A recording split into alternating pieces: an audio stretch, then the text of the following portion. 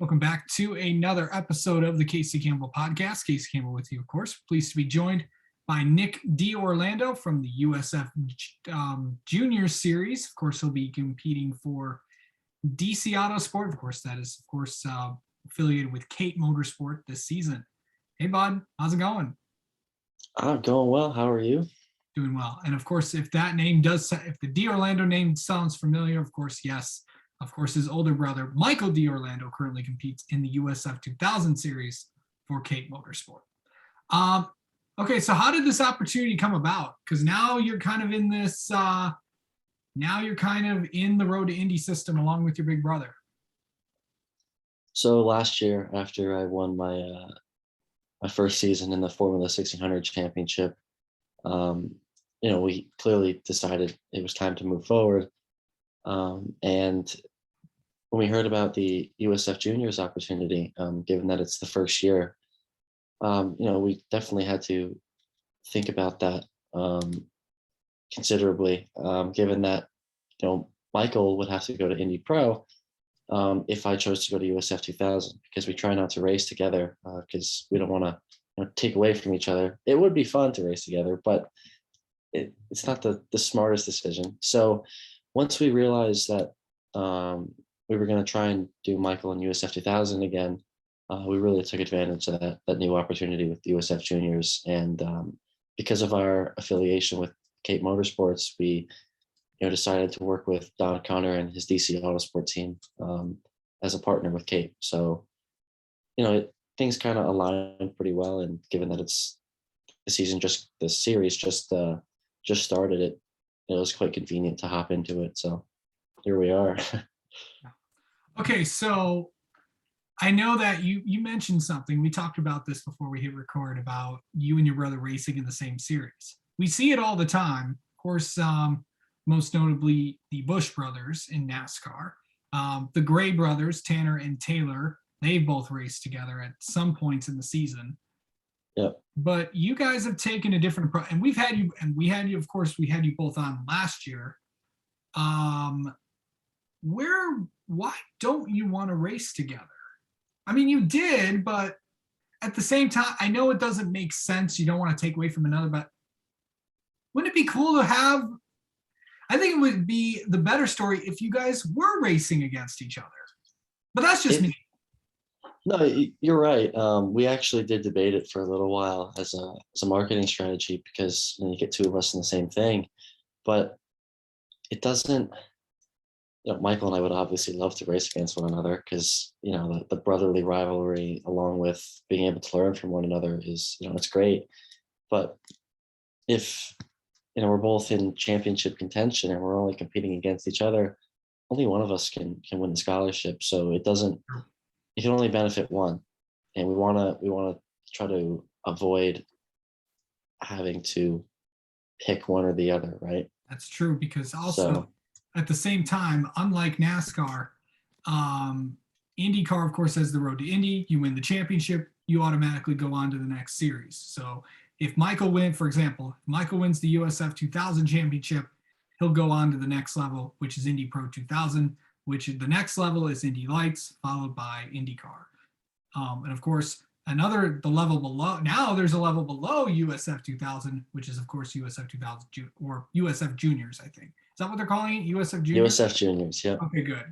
Okay, good. I thought it's up there, but so a lot of younger kids are in that series.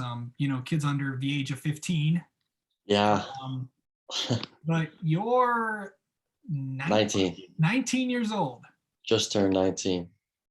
Are you looked at as there's been actually, I know you're 19. How do you let me ask you this. I know that a lot of 19-year-old racers have been in the news lately. Those who know. But how do you handle yourself as a 19-year-old? As just obviously you're excited when you win and you're disappointed when you lose. But how do you kind of show it on the racetrack? So, oddly, when I look back at over the years, I don't think much has changed in the recent years, but realistically it has, because I've gotten older and I've definitely matured more, because that's just how people grow when they're this age. But um, you know, I've worked with a bunch of people over the years, and especially my parents and my even my high school. I own a prep that the way they taught us to be respectful young men has actually assisted with how we handle certain things in life and in motorsports. When things don't go your way, you can't put your head down and get upset about it, or whine and complain to people. You kind of gotta take it, learn from it, and go, okay, how can I take this information that I just received from getting whatever position or whatever happened, and learn how to apply something else to avoid it next time. um, or just if you get second and you're running the race in front and you get second, because the guy bested you, of course you're going to be a little disappointed in yourself, but it is what it is. And you still finish the race, you still got championship points, so you got to recognize that and just move forward, right? You can't sit there and think about it too long, because then it's going to harm you for the rest of the season. Yeah. So going into this year, of course, you're in college. You're at UNC Charlotte along with your brother. Of course, that's actually where a lot of racers go. I mean, of course, Jesse Little and Stephen Parson, of course, who raced in NASCAR, of course, graduated from there. Ryan Rebko, of course, who used to race in ARCA and dabbled in NASCAR, of course, he goes there as well. What has it been like? What has college been like for you? so at first, I wasn't a huge fan because I missed like the first 2 weeks. So I didn't know anybody. I was kind of running around on my own doing classes and whatnot. But once I started to find my little friend group, and make some quality friends, meet some quality people, I definitely started to enjoy my time there a little bit more. And then I got involved into the car culture part of the school. There's literally a group of like 60 guys that are all into cars. We're in this massive group chat. So we run around, host meets, just drive around.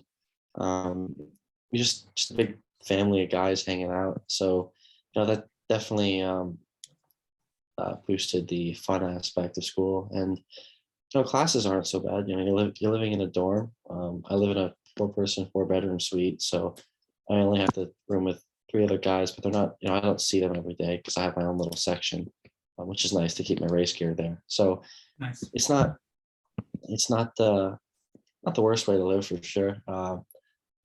Bed's comfy. I fit in it. So the school environment's it's quite nice. The campus is beautiful, and the area is just outside downtown Charlotte. It's quite entertaining. NASCAR country right there. So yeah, going into the, of course, you're making in a few weeks. You're going to be actually, I believe, in 2 weeks. Next week, you're going to be at it racing at Barber. How is that? What's that going to be like? So Barber is it's quite the physical track, I think, and it's got a lot of ups and downs. It's quite fast. There's not a lot of passing zones.